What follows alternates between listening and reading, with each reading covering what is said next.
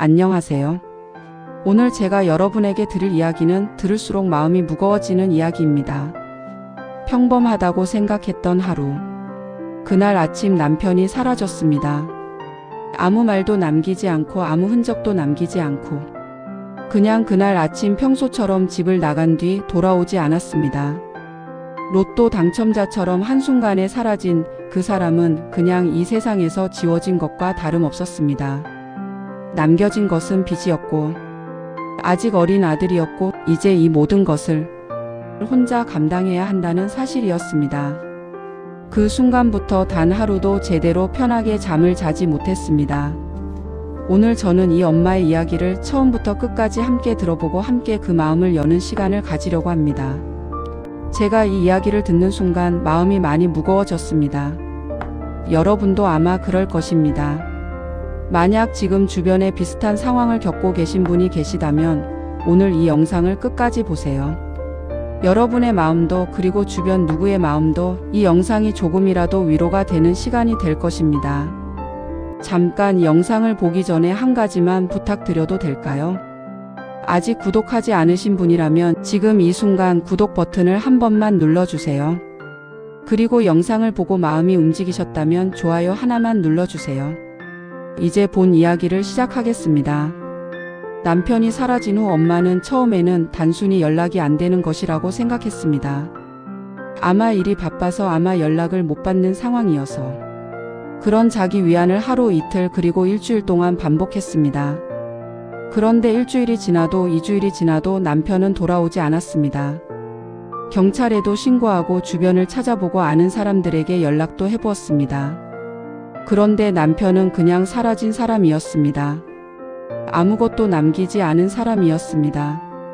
아니, 아무것도 남기지 않은 것이 아니라 빚만 남긴 사람이었습니다. 그 순간 엄마는 깨달았습니다. 이것은 사고가 아니라는 것을, 이것은 우연이 아니라는 것을, 남편은 스스로 선택하여 떠난 것이라는 것을, 남편이 로또에 당첨된 것 같다고 하는 믿기 힘든 소문만 떠돌고 있었습니다. 설마. 그리고 얼마 후 아들은 군대에서 제대해서 돌아온 상태였고 치사병 시절 배운 주방 일을 하며 간신히 생활을 하고 있었습니다.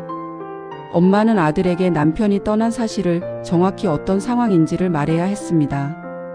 그 대화는 아직도 엄마의 기억에 남는 가장 힘든 대화 중 하나로 남아 있습니다. 남편이 떠난 후 엄마의 세상은 두 가지로 나뉘었습니다.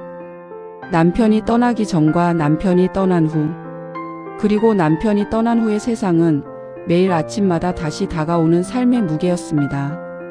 그런데 엄마는 무너지지 않았습니다. 적어도 아들 앞에서는 무너지지 않았습니다. 요양보호사로 모아놓은 돈으로 빚을 정리하고 생활비를 계산하고 하루하루를 버텼습니다. 엄마는 그때 남은 가족이라는 이름 하나를 붙잡고 살아가는 것이 얼마나 무거운 일인지를 처음으로 몸으로 느꼈습니다. 그리고 그 시간 속에서 엄마는 한 가지만 계속 반복하는 마음을 가졌습니다. 적어도 아들은, 적어도 우리 아이는 이것보다는 나은 삶을 살아야 한다. 아들은 군대에서 제대하고 나온 후 작은 중식당에서 정직원으로 일하며 열심히 모아두었던 돈이 있었습니다. 군복무 기간 동안 꼼꼼하게 저축한 돈을 합쳐서 그 돈을 주식에 투자했습니다. 처음엔 주변에 누구나 주식이라는 것을 접한다고 해서 이상한 일은 아니라고 생각했습니다. 24이라면 미래를 위해 무엇이든 시도해보는 것은 자연스러운 일이라고 생각할 수 있습니다. 엄마도 처음엔 그렇게 생각했습니다. 아이가 공부하는 것이지 그냥 경험이지. 그런데 결과는 냉혹했습니다. 군대에서 모은 돈 한 번에 거의 대부분이 사라졌습니다. 아들은 적지 않은 충격을 받았고 그 충격이 꽤 깊었습니다. 엄마는 아들의 표정을 보고 이것이 단순히 돈의 문제가 아닌 것을 느꼈습니다. 아들은 좌절감을 느꼈고 스스로에 대한 실망을 느꼈고 그 수치심이 아직도 가슴속에 남아 있었습니다. 그리고 아들은 그때 엄마에게 이렇게 말했습니다.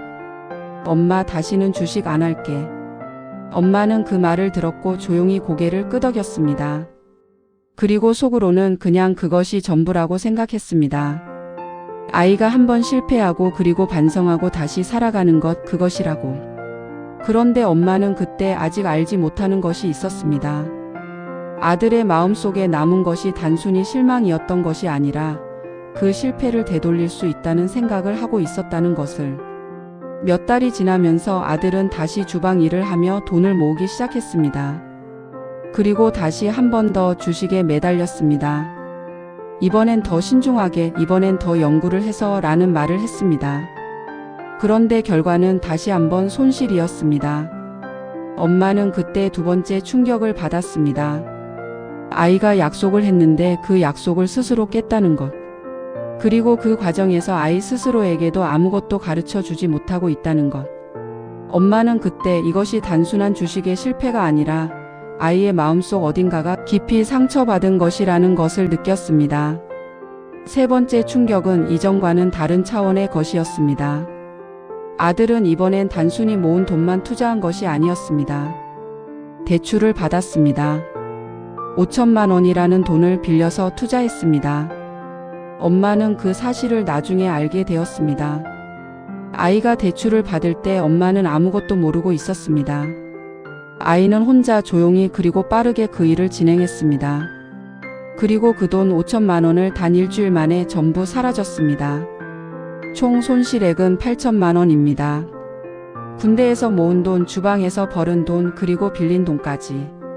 부모로서 그 숫자를 듣는 것은 단순히 숫자를 듣는 것이 아닌 온몸이 무너지는 것과 같은 느낌이었습니다. 그리고 그 순간 엄마에게는 두 가지가 동시에 찾아왔습니다. 하나는 남편이 사라졌을 때와 비슷한 그 공허함. 그리고 다른 하나는 아직도 남은 기대가 있었던 자기 자신에 대한 실망감. 아직도 우리 아이는 돌아올 것이다. 아직도 우리 아이는 반드시 달라질 것이다. 그 기대가 그 순간 조금씩 무너지기 시작했습니다. 그런데 그 무너짐은 여기서 끝나지 않았습니다. 아들은 그 후에 잘못을 인정했습니다. 엄마에게 제가 잘못했습니다. 반드시 갚겠습니다. 라고 말했습니다. 그리고 월급을 받으면 생활비를 제외한 나머지를 엄마에게 주겠습니다. 라고까지 약속했습니다. 엄마는 그 순간 아주 조금 다시 숨을 쉬었습니다. 아직도 우리 아이 속엔 진심이 있다. 그런 마음으로. 아주 작은 실에 매달린 희망이었지만 그것이었습니다. 그런데 하루가 지난 뒤 아들의 말이 바뀌었습니다.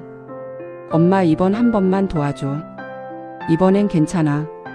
이번엔 진짜야. 그 말들이 엄마에게는 단순히 아들의 고집이 아니라 신뢰가 완전히 끊기는 순간이었습니다.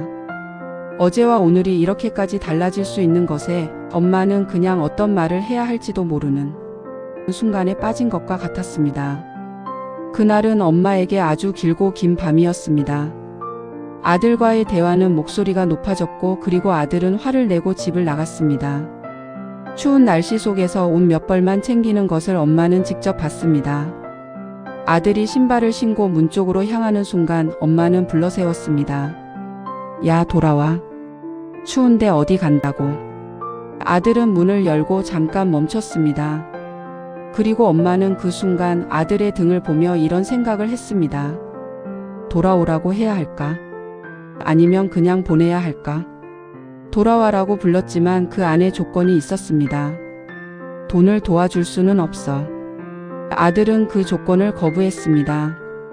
그리고 그 거부는 단순히 아니 싫어가 아니라 나는 이것을 스스로 해결하고 싶다는 것과 같은 거부였습니다. 아들은 그때 이런 말을 남겼습니다. 빚을 갚을 그 시간에 그 돈으로 다시 주식으로 벌어 빚을 갚을 수 있다고. 그리고 아들은 나갔고 문이 닫혔고 엄마는 혼자 남았습니다. 그 밤 엄마는 잠을 이루지 못했습니다. 아들의 방이 비어 있었고 그 비어 있는 방은 남편이 떠난 후 느끼었던 그 공허함과 아주 비슷한 공기를 만들었습니다. 두 남성이 이제 모두 곁을 떠난 것과 같은 느낌이었습니다. 남편은 스스로 선택하여 떠났고 아들은 어린 마음의 고집을 붙잡고 떠난 것이었지만 결과는 같은 것이었습니다. 엄마는 혼자였습니다. 그리고 엄마는 그 밤에 자신이 뭘 잘못한 것인지 생각했습니다. 아니, 뭘 더 잘해야 했는지를. 아들에게 더 일찍 말해야 했는지, 더 엄하게 해야 했는지, 아니면 더 부드럽게 해야 했는지. 그 모든 것이 엄마의 머릿속을 빙글빙글 돌아가는 밤이었습니다. 그리고 그 밤의 끝에 엄마는 한 가지만 깨달았습니다. 아들이 떠난 것은 아들의 잘못만이 아니라 아들이 아직 이 세상에서 어떻게 넘어져야 하는지를 아직 배우고 있다는 것. 그리고 그 과정을 엄마가 대신 겪어줄 수는 없다는 것. 지금 이 순간 엄마는 여전히 요양보호사 일을 하며 그 집에 살고 있습니다. 아들은 아직도 돌아오지 않았습니다. 연락은 간격이 있고 없고를 반복하며 가끔 문자가 오는 날이 있고 아무것도 오지 않는 날도 있습니다. 빚은 아직 남아 있습니다. 남편이 남긴 것과 아들이 남긴 것이 엄마의 어깨를 짓누르고 있습니다. 그리고 엄마는 그 두 무게를 동시에 들고 있다는 것을 아무에게도 제대로 말하지 못하고 있습니다. 왜냐하면 엄마의 주변에는 그냥 아이 좀 더 강하게 키우면 되라는 말을 하는 사람들이 많습니다. 또는 남편은 왜 그런 사람을 믿었냐는 시선도 있습니다. 그리고 그 모든 말들과 시선들이 엄마의 상처 위에 소금을 뿌리는 것과 같은 느낌을 준다고 합니다. 그리고 아직도 엄마는 아들이 돌아올 것이라고 믿고 있습니다. 아직도 그 한마디 안에 엄마의 남은 마음 모두가 들어 있습니다. 엄마는 오늘 아침에도 아들의 방의 문을 열고 닫고 한 번씩 확인하는 습관이 있습니다. 아무도 모르게. 그리고 그 문을 닫는 순간마다 엄마는 이런 생각을 합니다. 언제든 왔으면 좋겠다. 그리고 그 한 줄의 생각이 지금 이 여성의 하루의 시작과 끝이 되었습니다. 이것이 지금 한 엄마의 이야기입니다. 완전히 끝난 이야기가 아닙니다. 아직 진행 중인 이야기입니다. 그리고 그 안에서 엄마는 아직도 살고 있습니다. 아직도 버티고 있습니다. 아직도 아들을 기다리고 있습니다. 그리고 그 버티는 것 자체가 이미 한 종류의 용기라는 것을 저는 엄마에게 말하고 싶습니다. 엄마. 지금 이 이야기를 듣고 계신 엄마라면 저는 지금 여러분에게 이런 말씀을 드리고 싶습니다. 먼저 잘못은 여러분의 것이 아닙니다. 남편이 떠난 것은 여러분의 잘못이 아닙니다. 아들이 실패를 반복하는 것도 여러분이 아이를 잘못 키운 탓이 아닙니다. 그리고 지금 이 상황이 여러분이 무언가를 놓친 탓이라고 느끼신다면 그 죄책감은 오늘 이 순간 잠깐만 내려놓아 주세요. 왜냐하면 아이는 아직 성장하는 중이기 때문입니다. 아이가 잘못된 선택을 반복하는 것은 아이가 아직 그 선택이 자신에게 어떤 의미인지를 제대로 배우고 있는 과정 중에 하나일 수 있습니다.